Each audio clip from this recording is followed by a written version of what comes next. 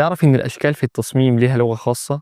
الدوائر، المثلثات، والمربعات مش مجرد خطوط، لكنها أدوات بتوصل مشاعر ورسائل معينة. عشان تعرف إزاي تستخدمها بذكاء، اسمع الحلقة الرابعة معايا من بودكاست تصميم يتحدث. أهلا وسهلا بيكم في الحلقة الرابعة من بودكاست التصميم يتحدث. معكم حسن محمد من غاوي ديزاين، والنهاردة هنتكلم عن عنصر أساسي في التصميم الجرافيكي وهو الأشكال. الأشكال مش مجرد عناصر بصرية عشوائية زي ما قلنا، لكنها لغة بصرية بتساعدنا نوصل رسائل معينة ونخلق مشاعر محددة في الجمهور. طيب إيه هي الأشكال؟ الأشكال هي مساحات مغلقة لها حدود، سواء كانت مستقيمة أو منحنية، بتنقسم لنوعين رئيسيين: أولا الأشكال الهندسية، ثانيا الأشكال الطبيعية. الأشكال الهندسية دي زي إيه؟ زي الدايرة، المربع، المثلث، كل الأشكال اللي أنت تعرفها. أما الأشكال الطبيعية زي الأشكال المستوحاة من الطبيعة، زي الورق والشجر، الموج وغيره. كل نوع من الأشكال دي ليه تأثير مختلف على التصميم والجمهور، وده اللي هنتعمق فيه النهارده إن شاء الله. طبعا هتلاقي الأمثلة والحاجات اللي هنذكرها مع بعض موجودة في PDF اللي هيكون موجود في ديسكريبشن الفيديو أو على قناة التليجرام. تعالوا الأول مع بعض نعرف الأشكال الهندسية وأهميتها.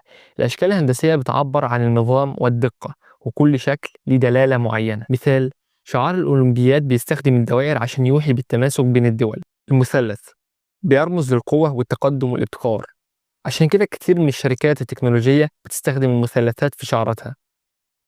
المربع والمستطيل بيوحي بالاستقرار والثبات والرسمية، زي الشركات الكبرى زي IBM بتعتمد على الأشكال الهندسية.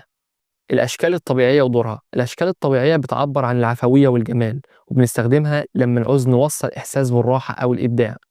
شكل الأمواج بيوحي بالحرية والانسيابية.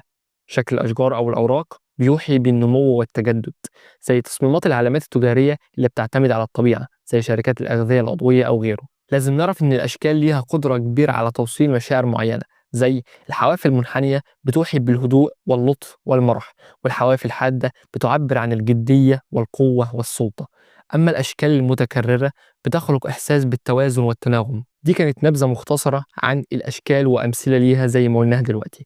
إزاي تستخدم الأشكال بذكاء؟ رقم 1: تحدد الرسالة. اسأل نفسك: إيه الإحساس اللي عايز الجمهور يحس بيه؟ تاني حاجة: تختار الشكل المناسب.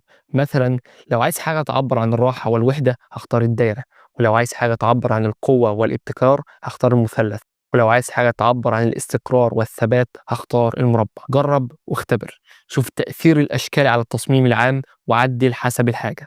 الخلاصة، لكن قبل ما نقول الخلاصة المرة دي، أنصحك إنك تشترك معانا في كورس غاوي ديزاين، تحصل على الخصم المتاح حاليا بمناسبة بداية السنة. كده تكون حصلت فايدتين اتنين: حصلت على الجزء النظري بالكامل بكل تريكاته ومتابع معانا في البودكاست، وبتحصل على التطبيق العملي والتريكات وتتعلم أكتر عن الذكاء الاصطناعي وتعرف تعمل بورتفوليو قوي من كورس غاوي ديزاين. هتلاقي رقم التواصل في ديسكريبشن الفيديو. نرجع للخلاصة يا صديقي: الأشكال مش مجرد عناصر ديكور في التصميم، لكنها أدوات قوية بتساعدنا نوصل رسائل ومشاعر للجمهور.